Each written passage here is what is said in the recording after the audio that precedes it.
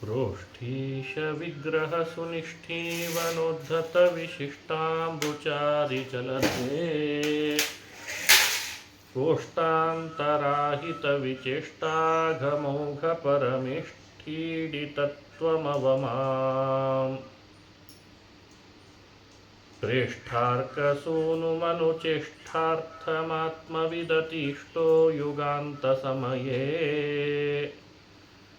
स्थेष्टात्मशृङ्गधृतकाष्ठाम्बुवाहनवराष्टापदप्रभतनो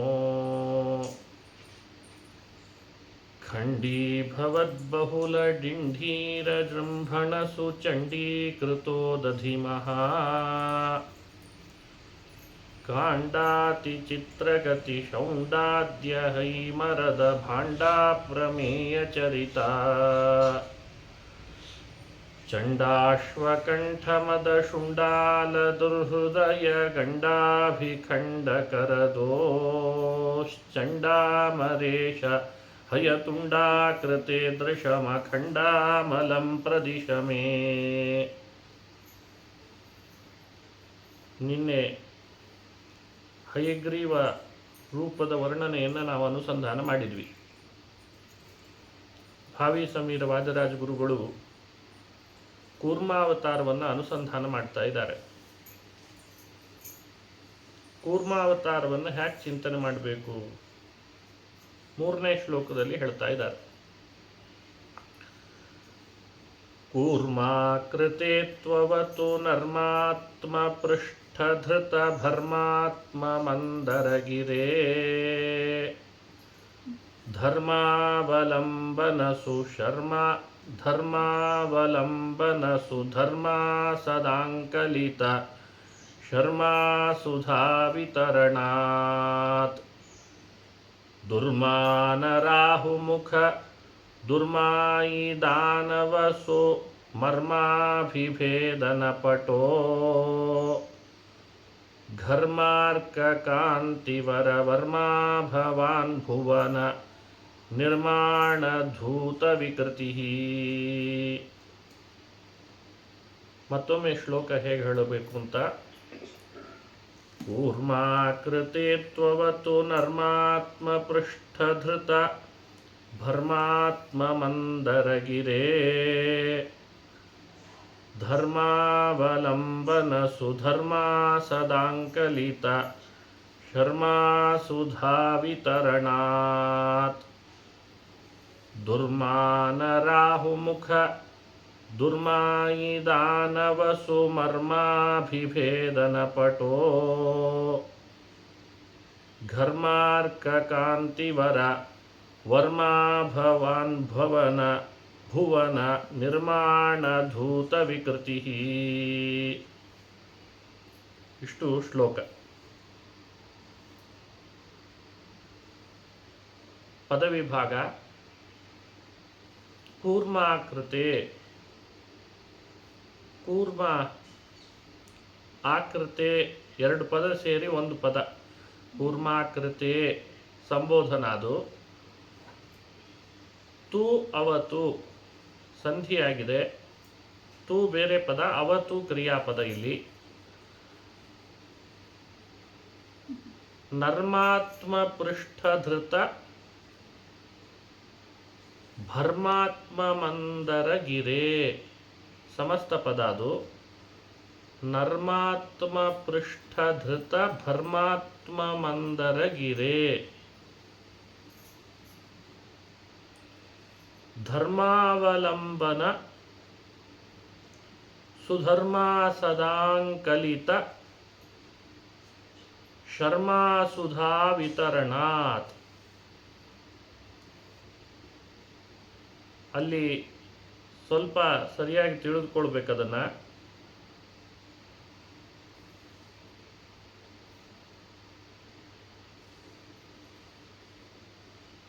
ಧರ್ಮಾವಲಂಬನ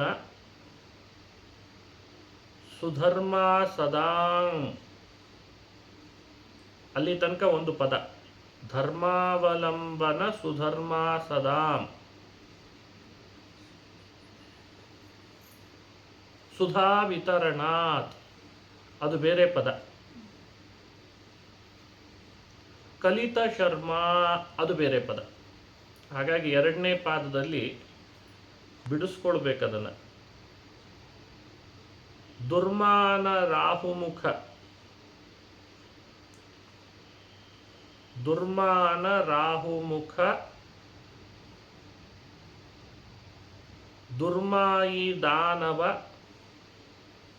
ಸುಮರ್ಮಾಭಿಭೇದನ ಪಟೋ ಸಮಸ್ತ ಪದ. ದುರ್ಮಾನ ರಾಹುಮುಖ ದುರ್ಮಾಯಿ ದಾನವ ಸುಮರ್ಮಾಭಿಭೇದನ ಪಟೋ, ಅಲ್ಲೆಲ್ಲೂ ವಿಭಕ್ತಿ ಇಲ್ಲ. ಘರ್ಮಾರ್ಕ ಕಾಂತಿ ವರವರ್ಮ, ಘರ್ಮಾರ್ಕ ಕಾಂತಿ ವರವರ್ಮ.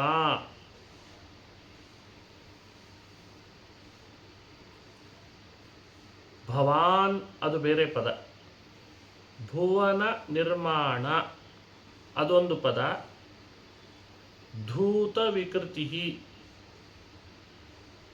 ಭುವನ ನಿರ್ಮಾಣ ಧೂತ ವಿಕೃತಿ ಸಮಸ್ತ ಪದ ಮಾಡಿದ್ದಾರೆ. ನಿರ್ಮಾಣ ಅಂತ ಅಷ್ಟಕ್ಕೆ ನಿಲ್ಲಿಸಲಿಲ್ಲ, ಅದು ಸಮಸ್ತ ಪದ. ಭುವನ ನಿರ್ಮಾಣ ಧೂತ ವಿಕೃತಿ ಅಂತ ಅರ್ಥ ಮಾಡಿಕೊಳ್ಳೋಣ. ಪದದ ಅರ್ಥ ಹೇಗೆ ಹೇಳಬೇಕು ಚಿಂತನೆ ಮಾಡೋಣ. ನರ್ಮಾತ್ಮ ಪೃಷ್ಠಧೃತ ಭರ್ಮಾತ್ಮ ಮಂದರಗಿರೆ, ಇದು ಮೊದಲನೇ ಸಂಬೋಧನ, ಅದನ್ನು ಇಟ್ಕೊಳ್ಬೇಕಿಲ್ಲಿ. ಅವತು ಅಂದರೆ ರಕ್ಷಿಸು ಅಂತ ಅರ್ಥ ಅದಕ್ಕೆ. ಅವತು ಹಿಂದೆನೂ ಕೇಳಿರ್ತೇವೆ, ರಕ್ಷಣೆ ಮಾಡೋದು ಅನ್ನೋ ಅರ್ಥದಲ್ಲಿ ಬಳಸುವ ಕ್ರಿಯಾಪದ. ನಮ್ಮನ್ನು ರಕ್ಷಿಸು, ಹೀಗೆ ಅದರ ಅಭಿಪ್ರಾಯ. ನಮ್ಮನ್ನು ರಕ್ಷಿಸು ಅಂತ ಪ್ರಾರ್ಥನೆ ಮಾಡ್ತಾ ಇದ್ದಾರೆ. ಯಾರು ನಮ್ಮನ್ನು ಯಾರು ರಕ್ಷಣೆ ಮಾಡಬೇಕು? ಕೂರ್ಮಾವತಾರನಾದ ಶ್ರೀಹರಿ ರಕ್ಷಣೆ ಮಾಡಲಿ ಅಂತ ಪ್ರಾರ್ಥನೆ. ಆ ಕೂರ್ಮಾವತಾರ ಶ್ರೀಹರಿಗೆ ವಿಶೇಷಣಗಳಿವೆಲ್ಲ. ನರ್ಮಾತ್ಮ ಪೃಷ್ಠಧೃತ ಭರ್ಮಾತ್ಮ ಮಂದರಗಿರೆ. ನರ್ಮ ಸಂಸ್ಕೃತದಲ್ಲಿ ನರ್ಮ ಅಂದರೆ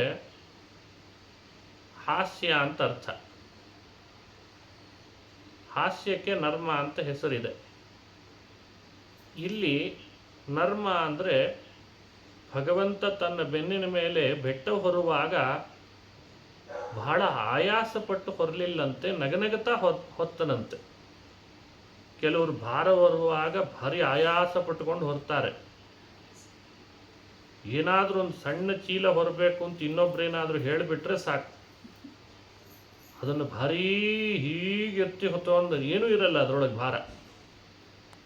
ಆದರೆ ಭಗವಂತ ಬೆನ್ನನ್ನು ಆ ಕೂರ್ಮಾವತಾರದಲ್ಲಿ ಭಾರ ಹೊರಲಿಕ್ಕೆ ಅಂತ ಉಪಯೋಗಿಸಿದ. ಯಾವ ಆಯಾಸ ಇಲ್ಲದಂತೆ ಮಾಡಿಕೊಂಡ. ಅದನ್ನು ಹೇಳಬೇಕಾಗಿದೆ ರಾಜರಿಗೆ. ನರ್ಮ ಆಯಾಸ ಇಲ್ಲದೇನೆ ಆತ್ಮ ಪೃಷ್ಠ ಧೃತ, ಆತ್ಮ ತನ್ನ ಪೃಷ್ಠ ಬೆನ್ನಿನ ಮೇಲೆ ಧೃತ ಧರಿಸಲ್ಪಟ್ಟ ಭರ್ಮ. ಸಂಸ್ಕೃತದಲ್ಲಿ ಭರ್ಮ ಅಂದರೆ ಬಂಗಾರಕ್ಕೆ ಭರ್ಮ ಅಂತ ಹೆಸರಿದೆ. ಭರ್ಮ ಮಂದರಗಿರೆ, ಬಂಗಾರಮಯವಾದ ಮಂದರ ಪರ್ವತವನ್ನು ಉಳ್ಳವನೇ. ಬಹುರೀ ಸಮಾಸ ಆಗಿದೆ.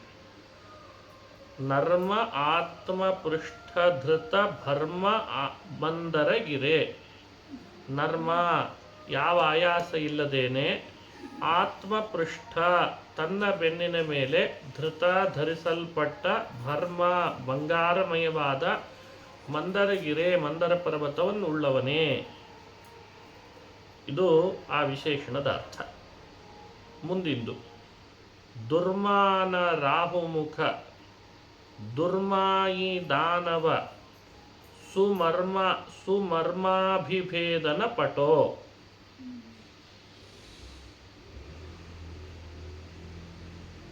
ದುರ್ಮಾನ, ಮಾನ ಅಹಂಕಾರ. ದುರ್ಮಾನ ಅಂದರೆ ದುರಹಂಕಾರ. ದುರಹಂಕಾರ ಉಳ್ಳಂತಹ ರಾಹುಮುಖ, ರಾಹು ಮೊದಲಾದ ದುರ್ಮಾಯಿ ದಾನವ ದುರ್ಮಾಯಿ ದಾನವ ಅಂದರೆ ಕಪಟತನದಿಂದ ಕೂಡಿದ ದಾನವ. ಹೇಳ್ತೀನಿ ಅವಸರ ಮಾಡಬಾರ್ದು, ಹೇಳ್ತೀನಿ. ದುರ್ಮಾಯಿ ದಾನವ, ಅಲ್ಲಿ ಸಾಲು ನೋಡ್ಕೊಂಡು ಪದಾರ್ಥ ಹೇಳಬಾರ್ದು. ಅನ್ವಯ ಹ್ಯಾಕ್ ಕೂಡಿಸ್ಬೇಕು ಹಂಗೆ ಪದಾರ್ಥ ಹೇಳಬೇಕು. ದುರ್ಮಾಯಿ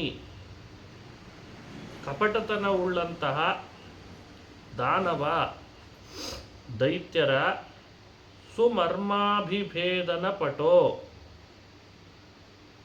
ಮರ್ಮ ಅಂದರೆ ಮರ್ಮಸ್ಥಾನ, ದೇಹದೊಳಗೆ ಮರ್ಮಸ್ಥಾನ ಅಂತ ಇರ್ತದಲ್ಲ, ಅವುಗಳನ್ನು ಕರೆದಿದ್ದಾರೆ. ಆ ದೈತ್ಯರ ಸುಮರ್ಮಾಭಿಭೇದನ ಪಟೋ, ಮರ್ಮಸ್ಥಾನಗಳನ್ನು ಭೇದನ ಸೀಳುವುದರಲ್ಲಿ ಪಟೋ ನಿಪುಣನಾದವನೇ.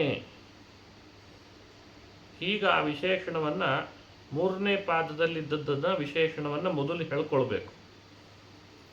ದುರ್ಮಾನ ರಾಹುಮುಖ ದುರ್ಮಾಯಿ ದಾನವ ಸುಮರ್ಮಾಭಿಭೇದನ ಪಟೋ.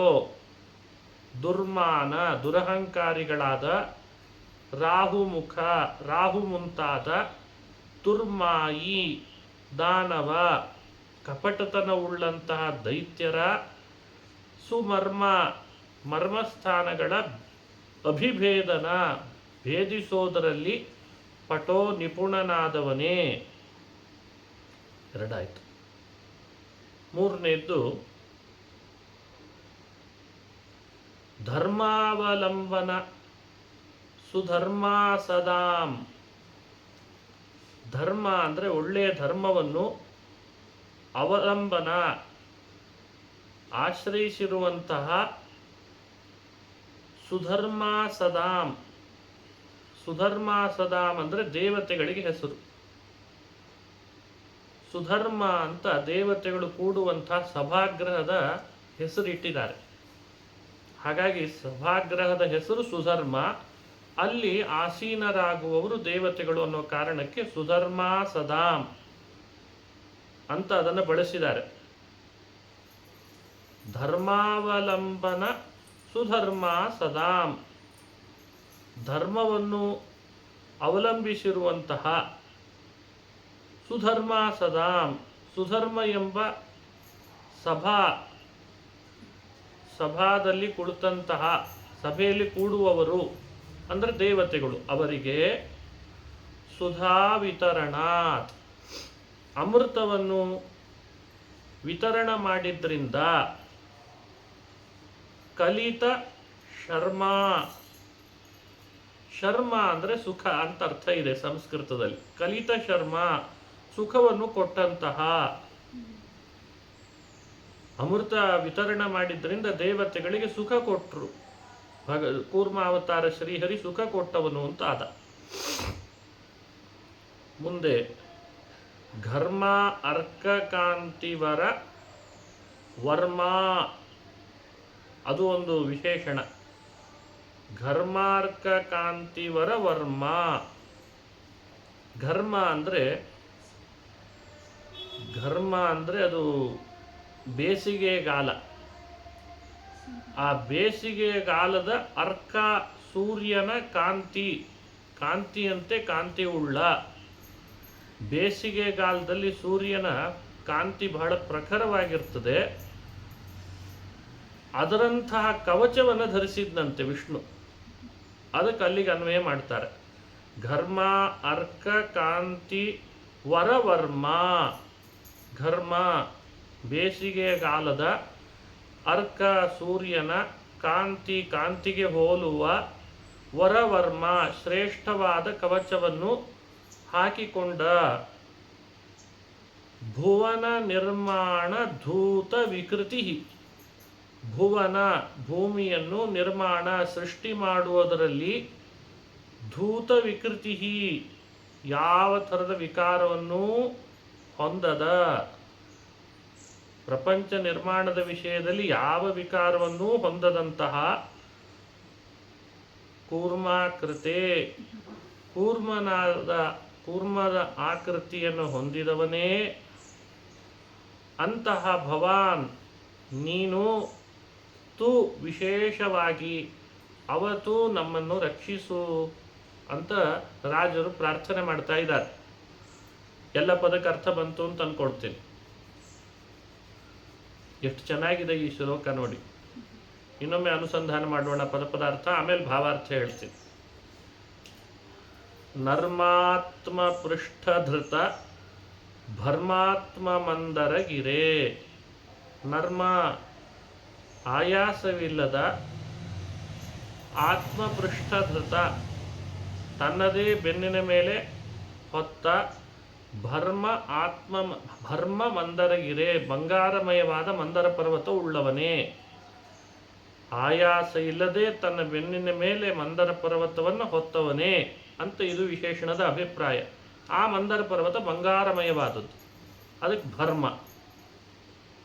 ಎರಡನೇದ್ದು ದುರ್ಮಾನ ರಾಹುಮುಖ ದುರ್ಮಾಯಿ ದಾನವ ಸುಮರ್ಮಾಭಿಭೇದನ ಪಟೋ. ದುರ್ಮಾನ ದುರಹಂಕಾರಿಯಾದ, ರಾಹುನೇ ಮುಖ ಮೊದಲಾದ ದುರ್ಮಾಯಿ ದಾನವ ಕಪಟತನವುಳ್ಳ ದೈತ್ಯರ ಸುಮರ್ಮ ಅಭಿಭೇದನ ಪಟೋ ಮರ್ಮಸ್ಥಾನವನ್ನು ಭೇದಿಸೋದರಲ್ಲಿ ನಿಪುಣನಾದವನೇ. ಧರ್ಮಾವಲಂಬನ ಸುಧರ್ಮ ಸದಾಂ ಒಳ್ಳೆಯ ಧರ್ಮವನ್ನು ಆಶ್ರಯಿಸಿರುವ ಸುಧರ್ಮ ಸಭಾಂಗಣದಲ್ಲಿ ನೆಲೆಸುವ ದೇವತೆಗಳಿಗೆ ಸುಧಾ ವಿತರಣಾತ್ ಕಲಿತ ಶರ್ಮ ಅಮೃತವನ್ನು ವಿತರಿಸಿದ್ರಿಂದ ಸುಖವನ್ನು ಉಂಟು ಮಾಡಿದಂತಹ ಘರ್ಮಾರ್ಕ ಕಾಂತಿವರ ವರ್ಮ ಬೇಸಿಗೆಯ ಸೂರ್ಯನ ಕಾಂತಿಯನ್ನು ಹೋಲುವ ಶ್ರೇಷ್ಠ ಕವಚ ಧರಿಸಿದ ಭುವನ ನಿರ್ಮಾಣ ಧೂತ ವಿಕೃತಿ. ಭುವನ ಭೂಮಿಯನ್ನು ನಿರ್ಮಿಸುವುದರಲ್ಲಿ ಧೂತ ವಿಕೃತಿ ಸ್ವಲ್ಪವೂ ವಿಕಾರವನ್ನು ಹೊಂದದ ನಿರ್ವಿಕಾರನಾದ ಕೂರ್ಮಾಕೃತೆ ಕೂರ್ಮನಾಗಿ ಆಕಾರ ಅವತಾರ ಧರಿಸಿದ ವಿಷ್ಣುವೇ ಭವಾನ್ ನೀನು ತು ವಿಶೇಷವಾಗಿ ನಮ್ಮನ್ನು ಅವತ್ತು ರಕ್ಷಿಸು. ನಮ್ಮನ್ನು ಇಲ್ಲ ಅಲ್ಲಿ ಪದ, ಅದನ್ನು ಹೇಳೋ ಪದ, ಅದನ್ನು ಇಟ್ಕೊಳ್ಬೇಕು. ಪ್ರಾರ್ಥನೆ ಮಾಡುವಾಗ ಹಾಗೆ ಬರ್ತದೆ, ನಮ್ಮನ್ನು ರಕ್ಷಿಸು. ಭವಾನ್ ನಹ ಅವತು. ಇಷ್ಟು ಶ್ಲೋಕದ ಪದಾರ್ಥ. ಭಾವಾರ್ಥ ಅನುಸಂಧಾನ ಮಾಡಿದರೆ ಸ್ಪಷ್ಟ ಆಗ್ತದೆ. ಸಮುದ್ರ ಮಂಥನ ಮಾಡುವಾಗ ಕೂರ್ಮನಾಗಿ ಭಗವಂತ ಅವತರಿಸಿದ. ಮಂದರ ಪರ್ವತ ಸಮುದ್ರದೊಳಗೆ ಮುಳುಗುತ್ತಿತ್ತು, ಅದನ್ನೇ ಕಡ್ಗೋಲು ಮಾಡಿಕೊಂಡಿದ್ರು ದೇವತೆಗಳು ಹಾಗೂ ದಾನವರು. ಮುಳುಗುವ ಬೆಟ್ಟವನ್ನು ಯಾವ ಆಯಾಸ ಇಲ್ಲದೆ ತನ್ನ ಬೆನ್ನಿನ ಮೇಲೆ ಹೊತ್ತ, ದೇವತೆಗಳಿಗೋಸ್ಕರ ಹೊತ್ತ. ಅವ್ರು ಮಾಡುವಂಥ ಕಾರ್ಯದಲ್ಲಿ ವಿಘ್ನ ಬಂತಲ್ಲ ಅಂತ ತಾನೇ ಮಂದರ ಪರ್ವತದ ಭಾರ ಎಲ್ಲ ಬೆನ್ನಿನ ಮೇಲೆ ಹೊತ್ತ. ಅವ್ರ ಮೇಲೆ ಯಾಕಷ್ಟು ಪ್ರೀತಿ? ಅವರು ಧರ್ಮವನ್ನು ಅವಲಂಬಿಸಿದವರಲ್ವೇ, ಅದಕ್ಕೆ ಪ್ರೀತಿ. ಯಾರು ಧರ್ಮಾವಲಂಬಿಗಳೋ ಅವರನ್ನು ಭಗವಂತ ಪ್ರೀತಿಸ್ತಾನೆ, ಅವರಿಗೆ ಸಂತೋಷವನ್ನು ಉಂಟು ಮಾಡ್ತಾನೆ. ಅಮೃತವನ್ನು ಅವರಿಗೇ ಕೊಡೋ ಹಾಗೆ ಮಾಡಿದ ಮೋಹಿನಿಯಾಗಿ, ಆ ಮೋಹಿನಿ ಅವತಾರದ ಚರಿತ್ರೆ ಮುಂದೆ ಹೇಳ್ತಾರೆ. ಇಲ್ಲಿ ಆದರೂ ಅದರದ್ದು ಸಂಗ್ರಹ ಮಾಡಿದ್ದಾರೆ, ಯಾಕಂದರೆ ಮನ್ವಂತರ ಒಂದೇ, ಆ ಮನ್ವಂತರದಲ್ಲೇ ನಡೆದದ್ದಿದೆಲ್ಲ, ಚಾಕ್ಷುಷ ಮನ್ವಂತರ.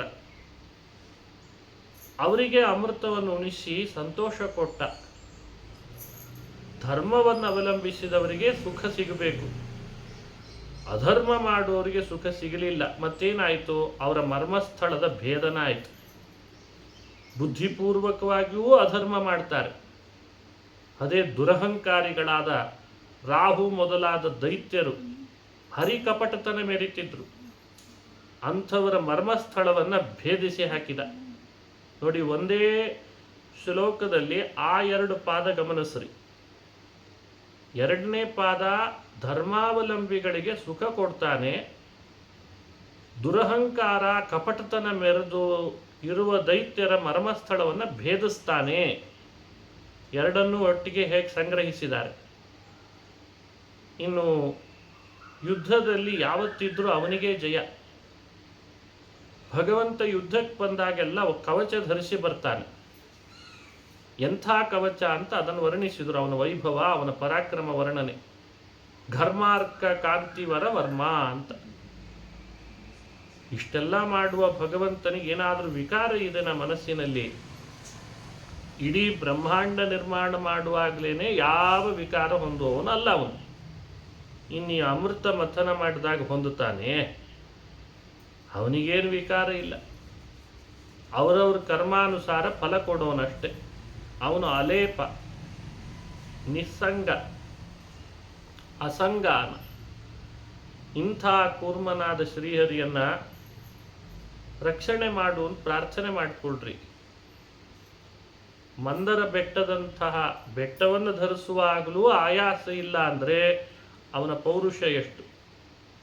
ಧರ್ಮಾವಲಂಬಿಗಳಿಗೆ ಸುಧಾ ವಿತರಣೆ ಮಾಡಿ ಸಂತೋಷ ಕೊಡ್ತಾನೆ ಅಂದರೆ ನಮಗೂ ಸಂತೋಷ ಉಂಟಾಗಬೇಕಾದ್ರೆ ಧರ್ಮವನ್ನು ಅವಲಂಬಿಸಬೇಕು ಅನ್ನೋ ಸಂದೇಶ ಈ ಶ್ಲೋಕದಲ್ಲಿದೆ.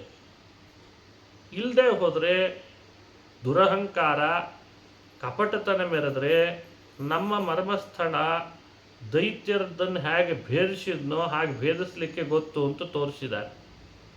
ಹೀಗೆ ಈ ಶ್ಲೋಕದ ಅನುಸಂಧಾನ ಕೂರ್ಮಾವತಾರದ ಚಿಂತನೆ ಆಯಿತು. ಫಲ ಏನು ಅಂತ ಪ್ರತ್ಯೇಕ ಹೇಳಲೇಬೇಕಾಗಿಲ್ಲ, ಸುಲಭವಾಗಿ ಅರ್ಥ ಆಗಿದೆ ಫಲ ಏನು ಅಂತ. ಅಮೃತದ ಲಾಭ ಧರ್ಮವನ್ನು ಅವಲಂಬಿಸಿದವರಿಗೆ, ಸಂತೋಷದ ಲಾಭ ಧರ್ಮವನ್ನು ಅವಲಂಬಿಸಿದವರಿಗೆ. ಹಾಗೂ ನಮ್ಮ ಬದುಕಿನಲ್ಲಿ ಬರುವಂಥ ವಿಘ್ನ ಅದನ್ನು ನಾವೇ ಹೊರಲಿಕ್ಕೆ ಸಮರ್ಥರಾಗದೆ ಹೋದರೆ ಭಗವಂತ ಕೂರ್ಮನಾಗಿ ತನ್ನ ಬೆನ್ನಿನ ಮೇಲೆ ಹೊತ್ತು ನಮ್ಮ ಭಾರವನ್ನು ತನ್ನ ಬೆನ್ನಿನ ಮೇಲೆ ಹೊತ್ತು ನಮಗೆ ಅನುಗ್ರಹಿಸ್ತಾನೆ ಅನ್ನುವ ಸಂದೇಶ. ಅದು ಫಲ. ಬದುಕಿನಲ್ಲಿ ಮಂದರ ಪರ್ವತದಂತೆ ಎಷ್ಟೋ ಭಾರಗಳಿದ್ದಾವೆ, ನಮ್ಮ ಬೆನ್ನಿನ ಮೇಲೆ ಹೊತ್ತು ನಾವು ಮುಂದೆ ಸಾಗಲಿಕ್ಕೆ ಆಗ್ತಿರಲ್ಲ. ಕೂರ್ಮನ ಈ ಸ್ತೋತ್ರ ಚಿಂತನೆ ಮಾಡ್ತಾ ಇದ್ರೆ ಆಯಾಸನೆ ಪಡೆದೇ ನಮ್ಮ ಭಾರ ಎಲ್ಲ ತನ್ನ ಬೆನ್ನಿನ ಮೇಲೆ ಹೊತ್ತು ನಮಗೆ ಅನುಗ್ರಹಿಸ್ತಾನೆ. ಮತ್ತೊಮ್ಮೆ ಶ್ಲೋಕ. ಕೂರ್ಮಾಕೃತೆ ತ್ವವತು ನರ್ಮಾತ್ಮ ಪೃಷ್ಠಧೃತ ಭರ್ಮಾತ್ಮ ಮಂದರಗಿರೇ ಧರ್ಮಾವಲಂಬನ ಸುಧರ್ಮಾ ಸದಾಂಕಲಿತ ಶರ್ಮಾ ಸುಧಾ ವಿತರಣಾತ್ ದುರ್ಮಾನ ರಾಹುಮುಖ ದುರ್ಮಾಯಿ ದಾನವಸು ಮರ್ಮಾಭಿಭೇದನ ಪಟೋ ಘರ್ಮಾರ್ಕ ಕಾಂತಿವರ ವರ್ಮಾ ಭವಾನ್ ಭುವನ ನಿರ್ಮಾಣ ಧೂತ ವಿಕೃತಿ. ಸಂಬೋಧನಾ ವಿಭಕ್ತಿಯ ಪದಗಳೆಷ್ಟು, ಪ್ರಥಮ ವಿಭಕ್ತಿಯ ಪದಗಳೆಷ್ಟು ಅನ್ನೋದನ್ನು ಬೇರ್ಪಡಿಸಿ ಅನುಸಂಧಾನ ಮಾಡಿರಬೇಕು ಶ್ಲೋಕದಲ್ಲಿ. ಕೂರ್ಮಾಕೃತೆ ಅದು ಸಂಬೋಧನ ವಿಭಕ್ತಿ, ಆತ್ಮ ಮಂದರಗಿರೆ ಅದು ಸಂಬೋಧನ ವಿಭಕ್ತಿ. ಉಳುದ್ದೆಲ್ಲ ಇದ್ದಾವೆ. ಅದರಲ್ಲಿ ಆ ದುರ್ಮಾನ ರಾಹುಮುಖ ಸುಮರ್ಮಾಭಿಭೇದನ ಪಟೋ ಅದು ಸಂಬೋಧನ ವಿಭಕ್ತಿ. ಬೇರೆ ಉಳುದ್ದೆಲ್ಲ ಪ್ರಥಮ ವಿಭಕ್ತಿ. ಅಂದರೆ ಕಲಿತ ಶರ್ಮ, ವರ್ಮ, ವರವರ್ಮ ಮತ್ತು ನಿರ್ಮಾಣ ಧೂತ ವಿಕೃತಿ ಅದು ಪ್ರಥಮ ವಿಭಕ್ತಿ. ಹಾಗಾಗಿ ಪ್ರಥಮ ವಿಭಕ್ತಿ ಅಂತ ಸಂಬೋಧನ ವಿಭಕ್ತಿ ಅಂತ ಪದಗಳನ್ನು ಬೇರ್ಪಡಿಸಿ ಸರಿಯಾಗಿ ತಿಳಿದುಕೊಂಡು ಪ್ರಥಮ ವಿಭಕ್ತಿ ಅಂತ ಎಲ್ಲ ಭವಾನ್ ಅನ್ನೋದಕ್ಕೆ ಇಟ್ಟುಕೊಂಡ್ರೆ ಸಂಬೋಧನವನ್ನು ಕೂರ್ಮಾಕೃತೆ ಅಂತ ಸಂಬೋಧಿಸಿ ಆಮೇಲೆ ಅನ್ವಯ ಮಾಡಿಕೊಳ್ಬೇಕು. ಅದನ್ನು ಹೇಳಿಕೊಟ್ಟಿದ್ದೇನೆ ನಾನು. ಇನ್ನೊಮ್ಮೆ ಶ್ಲೋಕ ನೋಡ್ಕೊಂಡು ಬಿಡೋಣ. ಕೂರ್ಮಾಕೃತೆ ತ್ವವತು ನರ್ಮಾತ್ಮ ಪೃಷ್ಠಧೃತ ಭರ್ಮಾತ್ಮ ಮಂದರಗಿರೇ ಧರ್ಮಾವಲಂಬನ ಸುಧರ್ಮಾ ಸದಾಂಕಲಿತ ಶರ್ಮಾ ಸುಧಾ ವಿತರಣಾತ್ ದುರ್ಮಾನ ರಾಹುಮುಖ ದುರ್ಮಾಯಿ ದಾನವ ಸುಮರ್ಮಾಭಿಭೇದನಪಟೋ ಧರ್ಮಾರ್ಕಕಾಂತಿವರ ವರ್ಮಾ ಭವಾನ್ ಭುವನ ನಿರ್ಮಾಣ ಧೂತ ವಿಕೃತಿ